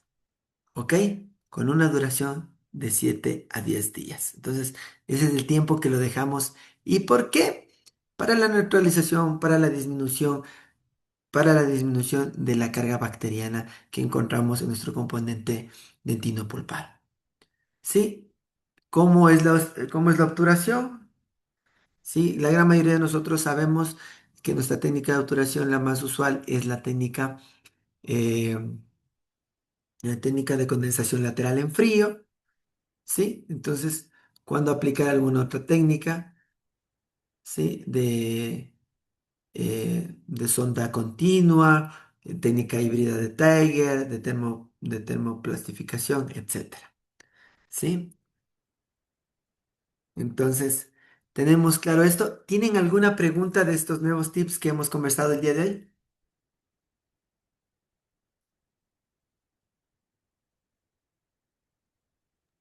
De mi parte, no. Ya, muy bien. En parte me parece muy interesante porque he aprendido cosas nuevas.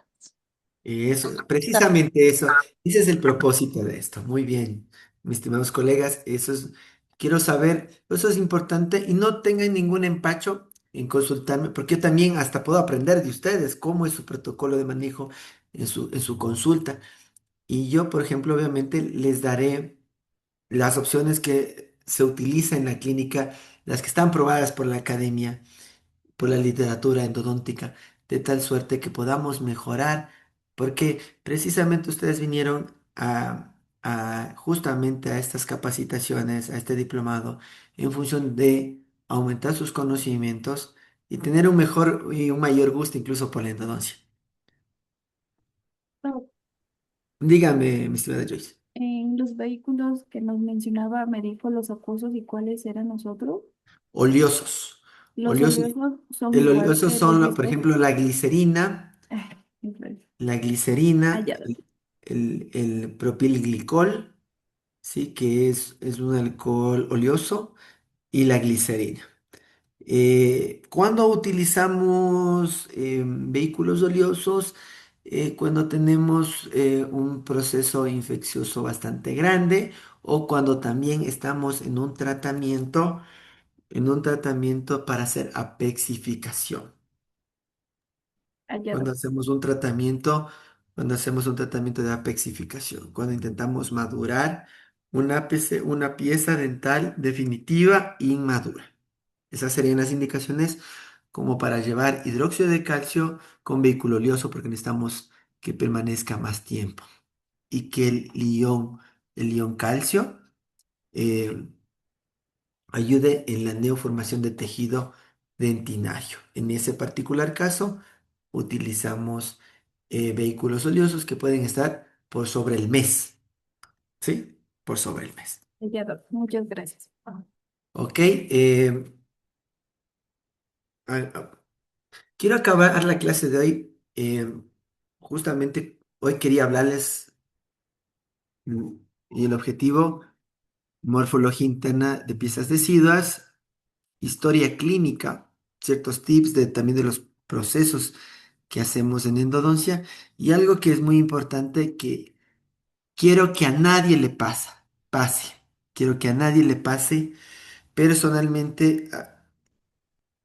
Esto decía un profesor mío, decía que se rompa la lima, algo de extravasación, a todos nos ha pasado, o a todos nos va a pasar. Quien no ha hecho endodoncia no le va a pasar. Pero está en nuestras manos, pero esa no es la idea, ¿no? Pero está en nuestras manos reducir o incluso que nunca se nos presente estos accidentes. Y un accidente que puede ocurrir con cierta frecuencia en endodoncia es los accidentes por extravasación de hipoclorito de sodio. Entonces, para entender rápidamente, voy a mencionar y vamos a ocupar nuestros últimos minutos justo de la clase, es hablarles sobre el protocolo en accidentes con hipoclorito de sodio. ¿Sí? Mis estimados colegas, una consulta como pregunta también detonante para este nuevo capítulo. No necesariamente en la irrigación dental. Pero ustedes han tenido algún problema, tal vez no, un accidente grave, pero algún problema, alguna incomodidad de su paciente cuando han utilizado hipoclorito de sodio. Y si es así, ¿qué les ha referido su paciente? Bueno, en mi caso, gracias a Dios, no, y ni que me suceda. Ya, muy bien. A ver, yo creo que incluso accidentalmente uno que otra persona hemos probado cómo sabe el hipoclorito de sodio, ¿no? Entonces, esa es una de las razones por las que en endodoncia en particular es fundamental y súper necesario utilizar una barrera física como lo es el aislamiento absoluto. ¿Ok? Entonces, recordemos también entre las propiedades del hipoclorito de sodio, ¿sí? Es muy citotóxico. Es muy citotóxico. ¿Sí? Degrada la matriz orgánica de los tejidos. ¿Ok? Entonces, fíjense que la extrusión, o sea, el sobrepase de la irrigación del hipoclorito de sodio el ápice dental provoca edema, provoca inflamación. Inflamación que es la primera respuesta inmunológica de nuestro organismo. Además, por eso también importante de que en nuestro campo operatorio también, aparte de las barreras físicas que tenemos para nuestro paciente en boca, también tengamos para sus ojos.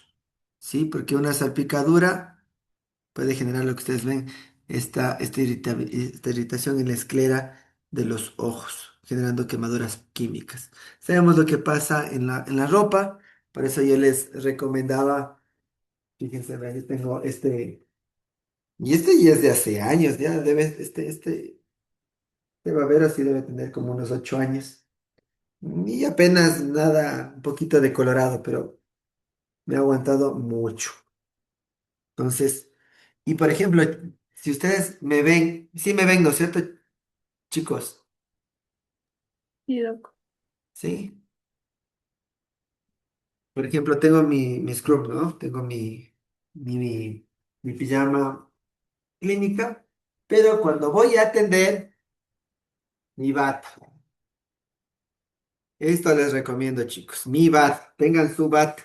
Mi bata que se haga leña, pero no mi ropa. ¿Ok? Incluso en algunas clínicas, inclusive, por ejemplo, cuando he ido a clínicas externas, a sus pacientes les ponen incluso para hacer endodoncia batas quirúrgicas, además de ponerles los campitos. ¿Sí? Fíjense, esos son cosas, son tips que también les quiero ofrecer.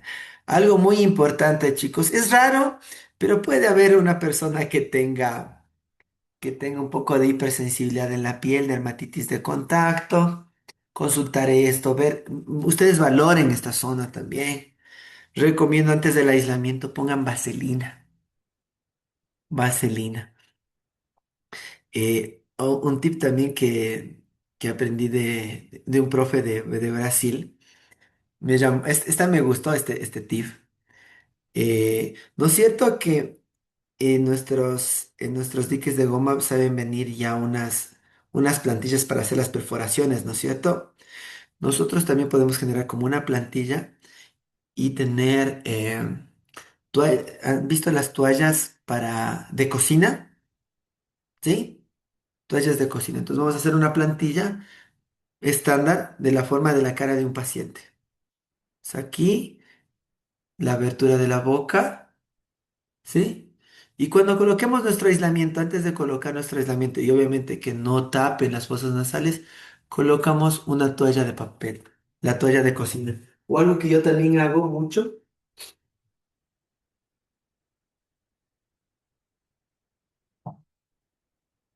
pongo vaselina al paciente en la zona peribucal, el aislamiento y siempre una servilleta aquí, ¿sí? Una servilleta aquí, ¿ok? Porque los pacientes, cuando ya les saque el aislamiento, terminan con mucha humedad en esta zona, ¿ok? Vean tips que les doy. Entonces, miren aquí en esta imagen las barreras que el paciente debe tener, idealmente una costura para el cabello, gafas de protección, eh, mi, mi baberito, ¿sí? Y también ustedes también protéjanse, ¿ya? Bueno, ya saben que nunca es suficiente el aislamiento, entonces prevenir el accidente, la extravasación del hipoclorito en mucosas, boca, piso de boca, porque es muy astringente, mal sabor. Y en el caso de los conductos, fíjense, va a generar un problema, un edema, un proceso hematolítico también. Por eso se ven estas hematomas. Entonces, los síntomas, crisis dolorosa inmediata, así el paciente esté con anestesia. ¿Sí? Les comento, inmediato. Por eso, bueno, a veces quisiera estar con ustedes físicamente para indicarles. Cuando nosotros no inyectamos el irrigante, ¿sí? Nosotros vamos suavemente como a percutir. Sí, vamos irrigando gota a gota. Por eso también lo importante de utilizar puntas de irrigación que tengan salida lateral. Eso nos va a dar también algo de seguridad. Entonces, cuando nosotros inyectamos, porque me imagino que los que estamos aquí sabemos inyectar, inyectamos de esta manera, ¿no es cierto? Y con nuestro pulgar aplastamos el émbolo y vamos arrojando el medicamento.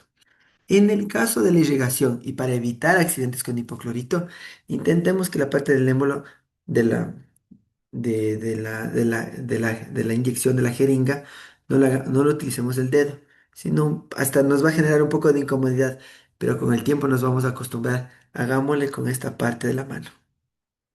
No vamos, no, vamos a poder hacerlo, pero no vamos a tener tanta fuerza.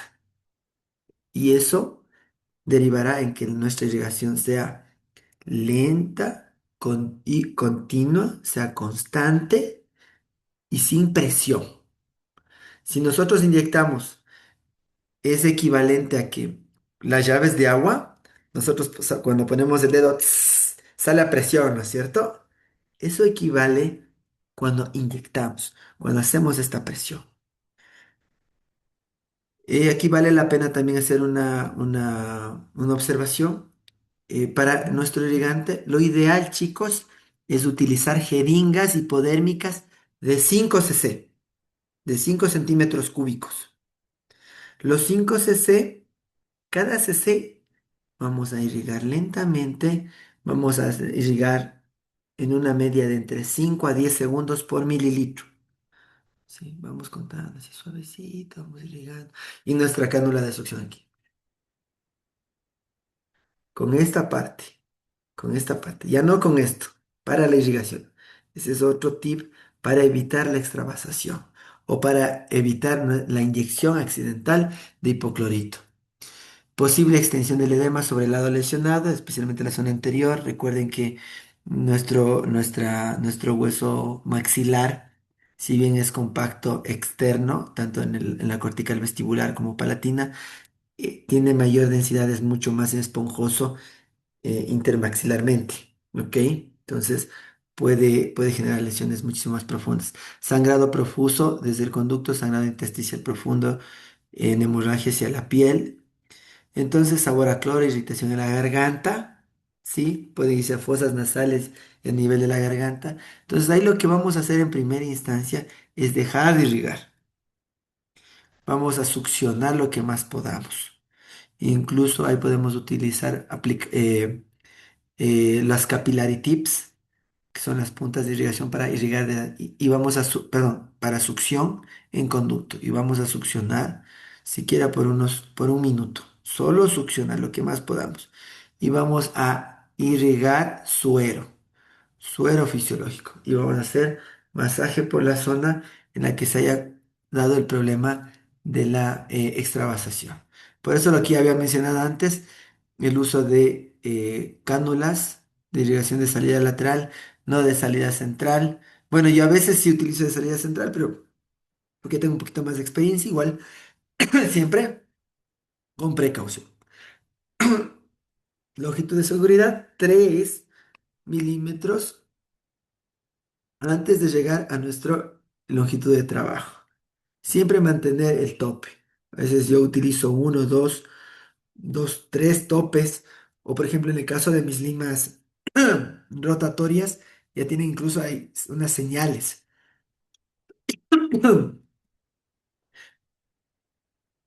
Entonces aquí viene el real control o el real protocolo.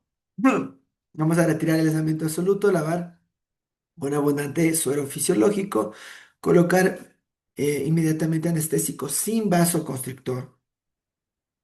Mepivacaína de manera infiltrativa en la zona afectada, tanto como vestibular como palatino. ¿Por qué sin vasoconstrictor? Yo necesito que haya una vasodilatación para que nuestro sistema inmune llegue, haya la suficiente vascularidad en la zona para que haya ese reflujo y esa eliminación del elemento citotóxico, que en este caso es el hipoclorito de sodio. Si coloco con vasoconstrictor, el edema se puede mantener o peor aún, puede empeorar. ¿Ok? Colocar en paciente sentado, obviamente, para que la gravedad también ayude. Y seguir lavando con suero fisiológico. A colocar compresas frías, por eso yo recomiendo, chicos, siempre tener su consulta una refri o una congeladora, alguna cosa siempre para no, para cirugías, siempre tengo fríos, especialmente para cirugías, ¿no? Pero miren en el protocolo se utiliza eso, colocar un corticosteroide, betametasona o dexametasona, generalmente de 8 miligramos, ¿sí? De 8 miligramos, con una inyección intramuscular o endovenosa, ¿sí? Entonces, obviamente, si no se logra controlar al paciente, mandar al medicamento por vía endovenosa, que sería lo mejor, si es que el dolor es exacerbante. Si no, con infiltración o colocación intramuscular es suficiente. Por eso es que, por eso esta forma de irrigar tiene que ser despacio, continuo y constante. Despacio, continuo y constante. ¿Ok? Entonces aquí están las opciones de medicación, justamente que son parte del protocolo, porque la dexametasona, chicos, la vamos a colocar en la consulta, en ese momento, el paciente para que se vaya tranquilo. Pero vamos a hacer cobertura antibiótica, amoxicilina de 875 más ácido clorhídrico de 125 miligramos o Curan de 1 gramo, sería un Curan de 1 gramo. Una tableta cada 12 horas, 2 diarias. Segunda opción, clindamicina, o sea, esa es nuestra primera opción de tratamiento porque recuerden que los corticosteroides son depresores del sistema inmune, por lo cual siempre tiene que haber cobertura antibiótica, ¿sí? A pesar de que hayamos lavado con hipoclorito de sodio, ¿no? Tenemos que hacer cobertura antibiótica. Clindamicina, como les decía, como segunda opción. Y tercera opción, acitromicina, para cobertura antibiótica como parte del protocolo de extravasación. Prescribir analgésicos y antihistamínicos, ¿sí? Entonces, antihistamínicos, esto lo que va a generar el antihistamínico es una sinergia con nuestro Por ejemplo, aquí utilizamos, gusto mucho del letrozolid a 120 miligramos, o por ejemplo, hay su nombre comercial Arcoxia de 125 miligramos, 5 tabletas, una tableta diaria por 5 días, y loratadina de 10 miligramos, una tableta especialmente antes de dormir. Esto va a generar un efecto sinergia, mayor vasodilatación, segregación, disminución de justamente de los componentes activadores del proceso inflamatorio, que es las histaminas y las prostaglandinas. Entonces, estos van a trabajar en sinergia. ¿Sí? Las primeras 24 horas, frío local. ¿Ok? Entonces, como les decía, mis queridos colegas, espero que nunca les pase esto, pero si ya nos dedicamos full a endodoncia, siempre es importante conocer esto, conocer qué protocolos, cómo trabajar en esto, cómo trabajar en esto. Y mire, y ahorita que tocamos la prescripción de este analgésico, el etoricopsid funciona muy bien para tratamiento post, para tratamiento post, post endodoncia, ¿no? ¿Se acuerdan? No, perdón, preendodoncia. ¿Se acuerdan que les decía, o yo recomiendo analgesia pre-tratamiento y post-tratamiento? Por ejemplo, empiezo un tratamiento, entonces yo, por ejemplo, le mando la dosis de cinco tricoxips, también mando, por ejemplo, tal vez un ketorolaco de 20 miligramos, o paracetamol de 500 miligramos, o ibuprofeno de 400 o 600 miligramos cada 8 horas. ¿No es cierto? Entonces, con el Etoricoxib lo manejamos muy bien el dolor, hacen una muy buena sinergia. Incluso muchas veces hay pacientes que dicen, han tomado 1 o 2 días y ya no han necesitado tomar. Pero yo siempre les digo, mando la dosis completa, porque si voy a hacer un tratamiento de múltiples sesiones, este mismo cuadro de analgésicos me ayuda para después. ¿Sí? Eso, mis queridos colegas, mis queridos doctores. No sé si es que para cerrar alguien bueno, voy a acabar. Controles periódicos obligatorios, controlar al paciente cada día. O sea, vamos a ir viendo cómo va evolucionando, nos va informando, realizar lavados con suero fisiológico, hasta que la equimosis es justamente este hematoma que se forma en la zona. Si no se forma en la parte externa de la cara, se suele formar en el vestíbulo. ¿Sí? Entonces, cuando esto ya desaparezca, una vez que esto ocurre, se puede colocar cuando ya se ha neutralizado o desaparecido la ecémosis para potencializar esto, la colocación de hidróxido de calcio en el interior de los conductos. ¿Sí? Cuando el paciente ya no presente síntomas. ¿Sí? Y generalmente es autolimitante este proceso cuando no se hace exacerbado, cuando se lo controlado de manera adecuada, ya desaparece en 8 días. ¿Ok? Las razones por las cuales uno puede tener este problema, la pérdida de longitud del conducto, el tope se me movió y sin querer metí más y no respeté mi halo de seguridad y estoy casi al límite, a mi longitud de trabajo y ahí llegué. Una aguja de volumen amplio, generalmente las agujas que utilizamos en endodoncia en la presentación vienen qué calibre, qué taper son, generalmente han visto como vaya pues, las jeringas hipodérmicas vienen en Gauss, que dice que determina el calibre de las agujas, entonces generalmente es de un 28 el Gauss de las agujas para endodoncia, para irrigación de endodoncia. Las agujas muy largas sin tope, por ejemplo, en el caso de las Naviti son lindas, son maravillosas y vienen de diferentes diámetros. Vienen de 15, de 21, de 25, de 31. Viene una blanquita, viene una amarilla, viene una azul, viene una verde, ¿sí? Entonces, viendo en qué circunstancias debo utilizarlas. Hasta en eso debemos pensar. Cuando la jeringa está muy dura, ¿sí? Cuando a veces la jeringa hipodérmica, justa parte del émbolo del cauchito ya se ha utilizado algunas veces y ya no se desliza adecuadamente por el interior de la jeringa y nosotros presionamos con mayor fuerza. Esto también puede ser una causa de la extravasación del hipoclorito. Inadecuados movimientos en la cinemática, si por ejemplo somos muy invasivos o sobreinstrumentamos, podemos también generar perforaciones radiculares o transportaciones que también pueden generar problemas de este tipo de extravasaciones.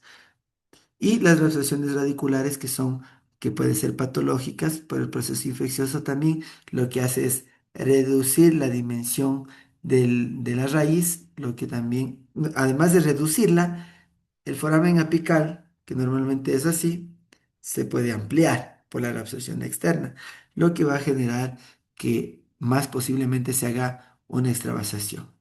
Por eso también en niños o cuando se hace tratamiento en piezas definitivas inmaduras, se debe que tener muchísimo más cuidado. Mis estimados colegas, me ha sido, ojalá, me encantaría que ojalá en alguna clase todos decidan encender la clase, justo ya ahorita la hemos terminado. Ha sido un gusto poder compartir esta clase nuevamente con ustedes. Espero que en clases subsecuentes, además de contar con su valiosa presencia, pueda también contar con sus dudas, con sus inquietudes, con sus aportes, para seguir enriqueciendo estas charlas, para seguir enriqueciendo este diplomado. Para ustedes, su servidor, quedo de ustedes hasta el próximo día lunes. No siendo más, igual voy a estar pendiente de cómo, según la organización del instituto, para los temas de la clínica, para los temas de las clases prácticas. No sé si alguien tiene alguna duda, alguna impresión sobre la clase del día de hoy.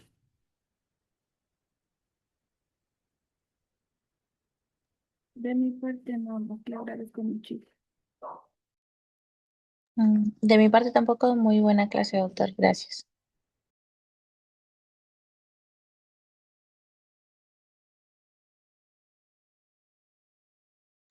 Ok, mis estimados colegas, muchas gracias nuevamente, como les digo. Quedo de ustedes hasta el día lunes. Un abrazo grande, un excelente fin de semana. Gracias, Doc. Igualmente, buena noche. Gracias, doctor. Buenas noches. Gracias, doctor. Una linda noche.